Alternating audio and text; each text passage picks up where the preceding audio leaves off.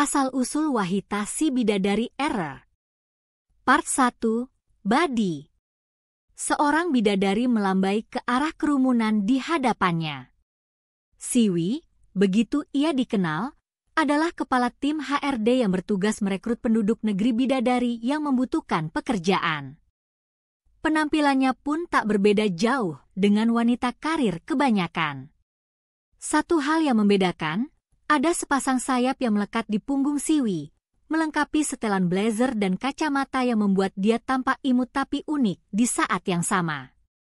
Sementara itu, tampak beberapa orang bidadara dan bidadari tengah berbaris menunggu giliran wawancara. Mereka berada di dalam semacam aula raksasa. Selebaran dan poster lowongan kerja menghias tembok dan papan pengumuman. Mengingat ini adalah negeri bidadari, tentu berbagai hal ajaib nan menakjubkan yang tak ada di bumi menjadi sesuatu yang normal di sini. Ya, sebut saja poster dan selebaran yang interaktif bak tayangan televisi, atau orang-orang di dalam aula yang terbang ke sana kemari. Tak berapa lama, jumlah yang berkerumun pun mulai berkurang. Ada yang meninggalkan aula dengan wajah semeringah, tapi ada juga yang pergi sambil menunduk dan meneteskan air mata. Akhirnya, semuanya pun bubar.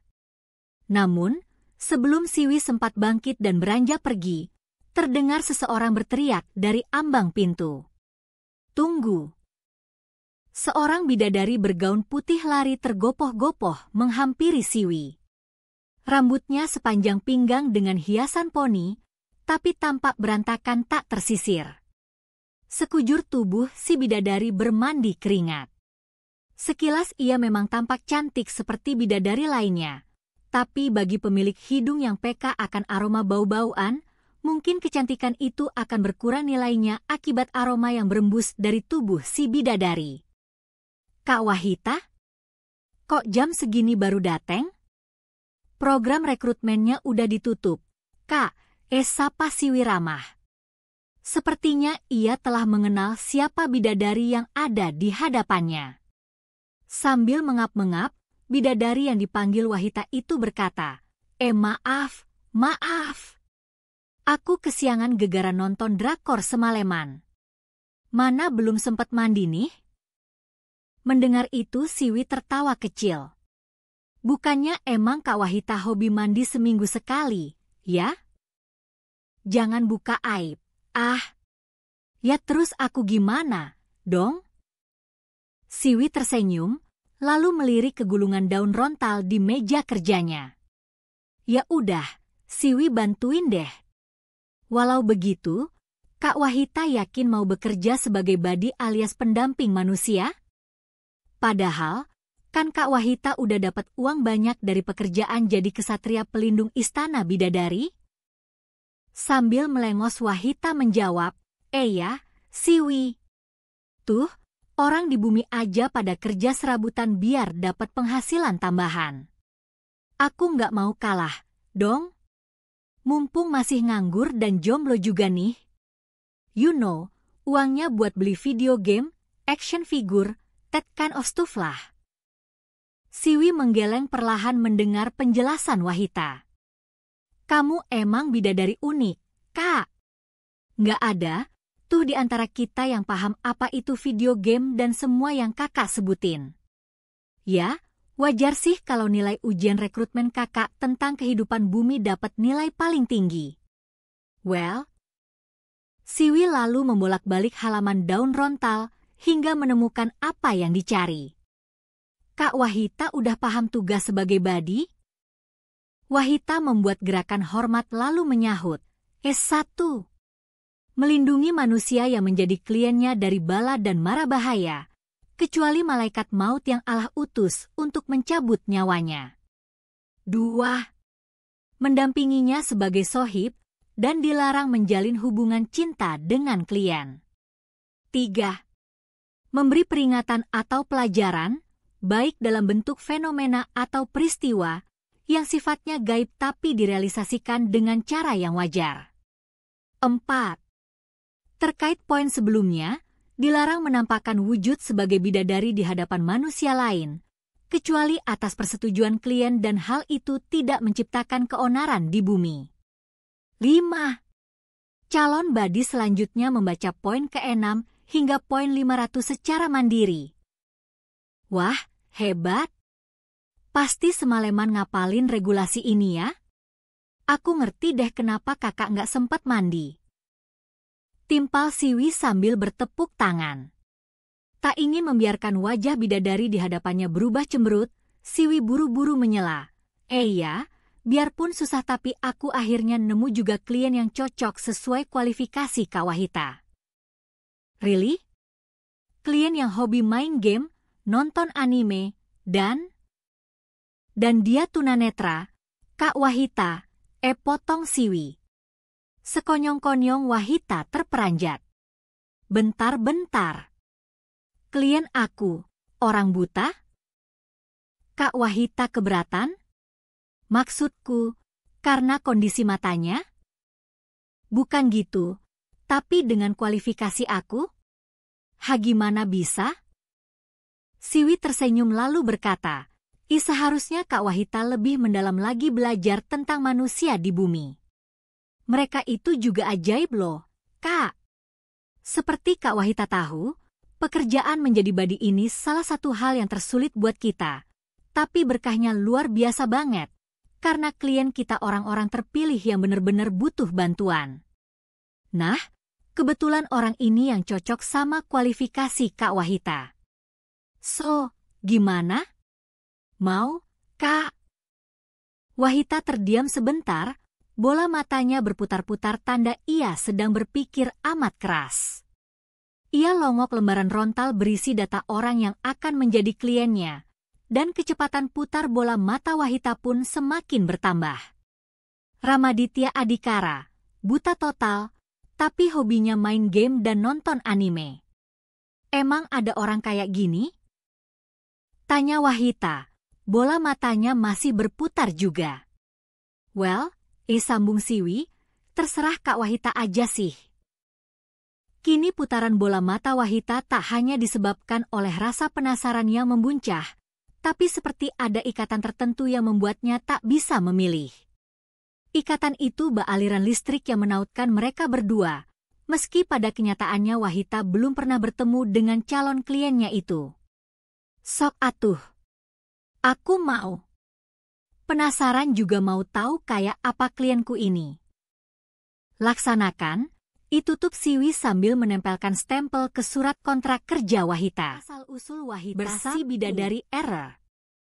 Part 2, Let Me Be Your Buddy. Awas. Agak ke kanan dikit. Ya, berhasil. Wahita bersorak-sorai melihat Rama berhasil melewati parit tanpa terjatuh. Sudah beberapa lama ini ia bekerja sebagai badi, mendampingi kliennya menjalani kehidupan sehari-hari. Jika ada rintangan atau kesulitan yang Rama hadapi, Wahita akan membantunya dari balik layar. Tentu saja, tak ada seorang pun yang tahu bahwa ada sosok bidadari yang selalu mengikuti kemanapun Rama pergi. Awalnya Wahita merasa kikuk. Bagaimana caranya ia dengan diam-diam membantu kehidupan Rama? Bagaimana kliennya yang buta itu berjalan, ganti baju, atau makan? Semua pikiran itu mengaduk isi kepala Wahita hingga tanpa sadar ia hanya melongo sambil menatap Rama beraktivitas.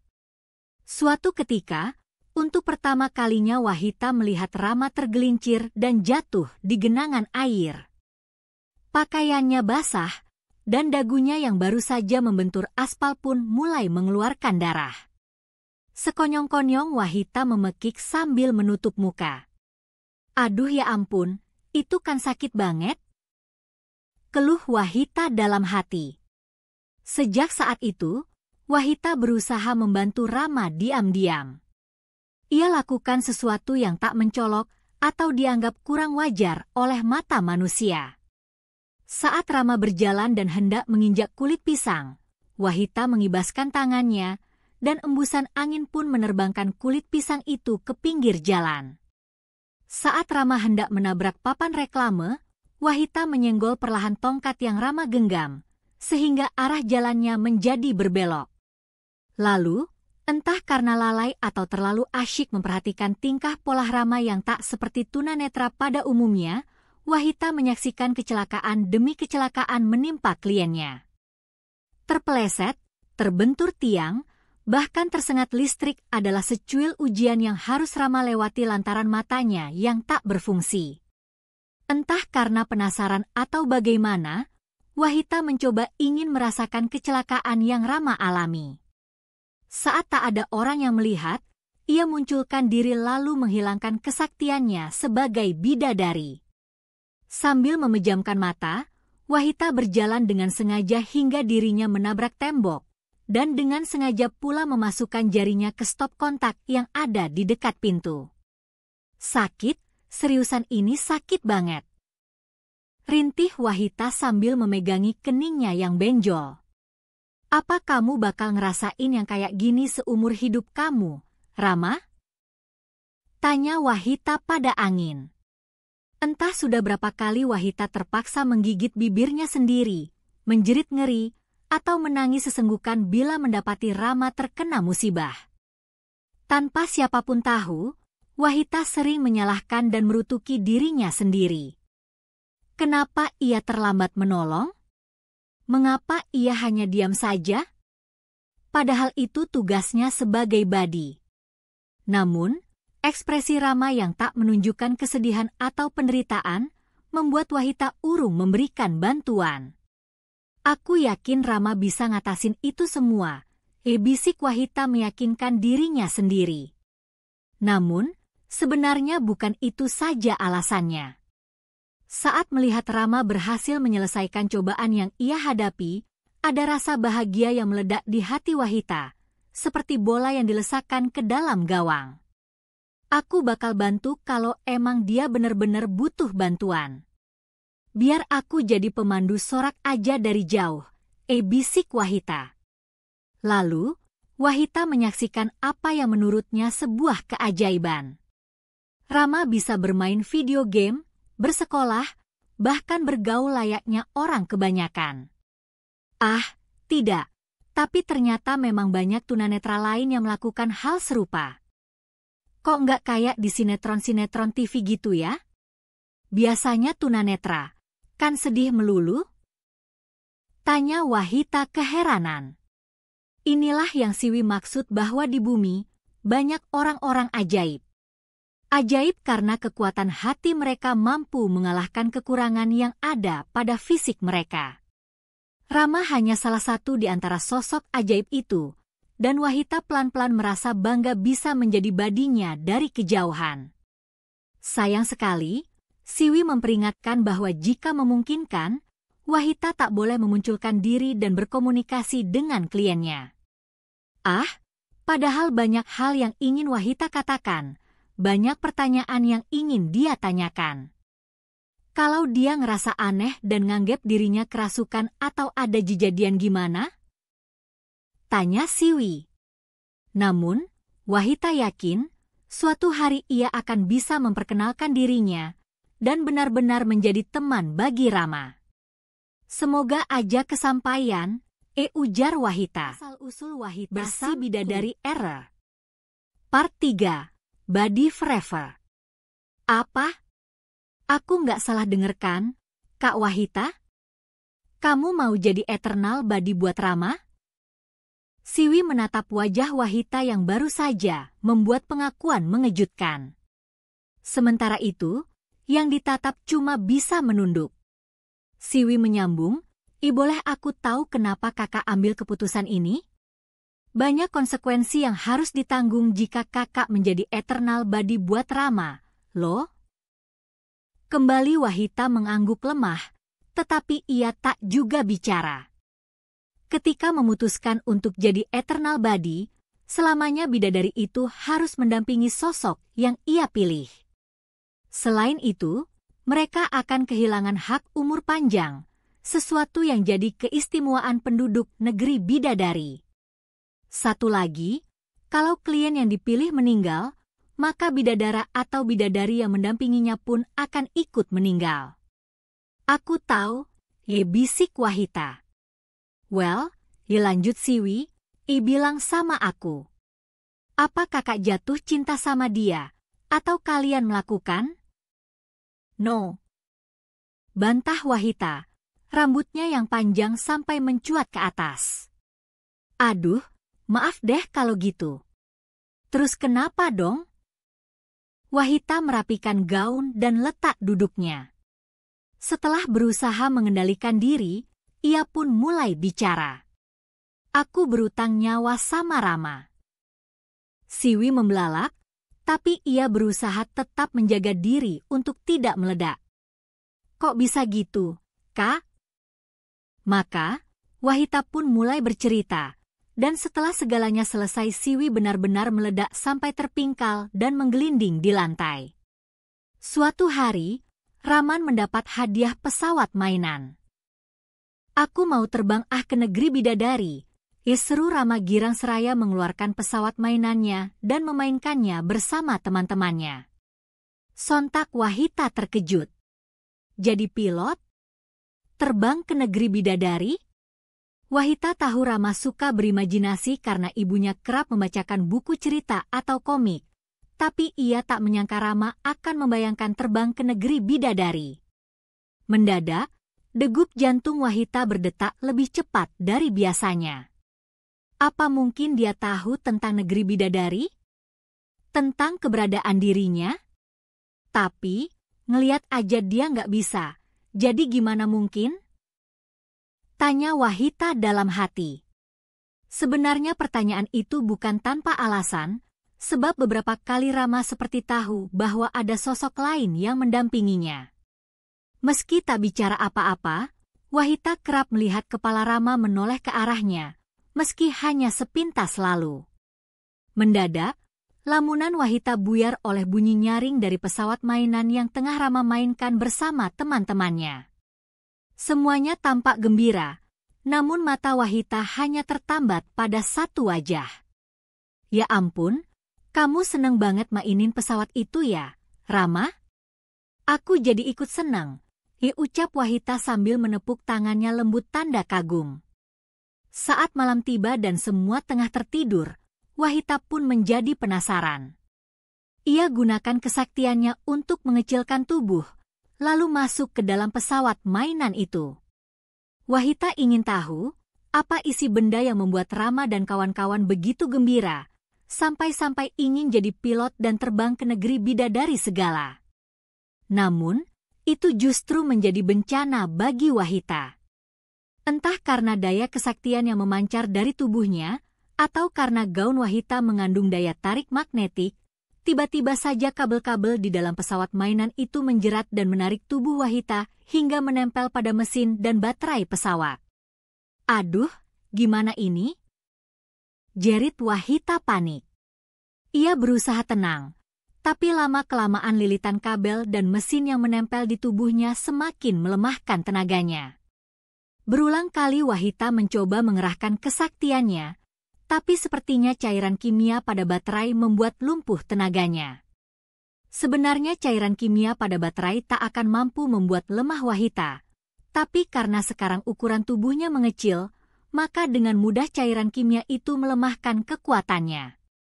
Waktu terus berjalan, hingga keesokan harinya Rama dan teman-temannya hendak memainkan pesawat mainan itu lagi. Duh, mati aku!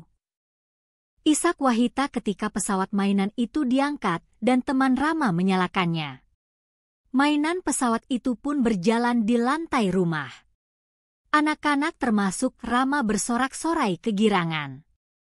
Tanpa mereka tahu, di antara suara mesin mainan itu, ada suara lain yang sama nyaringnya. Itulah suara teriakan Wahita yang menangis minta tolong, karena roda gigi dan aliran listrik di dalam mainan itu benar-benar menyiksanya. Mendadak Rama meraih pesawat mainan itu, lalu mematikan mesinnya. Guys, aku mau salat dulu. Nanti sore aja kita main lagi, ya? Pinta Rama. Aneh, padahal waktu salat belum masuk, tapi teman-teman Rama menurut saja. Mereka pun pulang. Setelah dirasa sepi, Tiba-tiba Rama kembali mengangkat mainan pesawat itu dengan lembut. Ia dekatkan telinganya ke badan pesawat, lalu berbisik, halo? Apa ada orang di dalam sini? Tolong bebasin aku. Teriak Wahita kalap, tanpa peduli Rama bisa mendengarnya atau tidak. Beberapa saat kemudian, Rama membawa pesawat itu ke kamarnya. Lalu, Rama mengambil obeng kembang dan kunci L dari tas mainannya. Sebenarnya itu peralatan milik bapaknya, tapi biasa Rama gunakan untuk memasang baterai atau membongkar mainan-mainannya yang rusak. Perlahan, Rama menancapkan obeng kembang pada mur di badan pesawat. 1, 2, mur-mur itu terlepas dan jatuh ke lantai. Lalu, Rama mengangkat badi bagian atas dari mainan itu hingga terlihat komponen kabel, mesin, dan baterainya. Namun, ada satu benda lagi di dalamnya, meski Rama tak bisa melihatnya. Dialah Wahita yang masih dalam wujud mini dan terperangkap di antara kabel dan mesin. Tolong aku.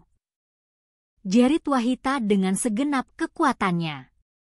Bak disengat listrik, Rama terhenyak, tapi tangannya segera bergerak melepaskan lilitan kabel dan mengangkat mesin mainan dari badi pesawat.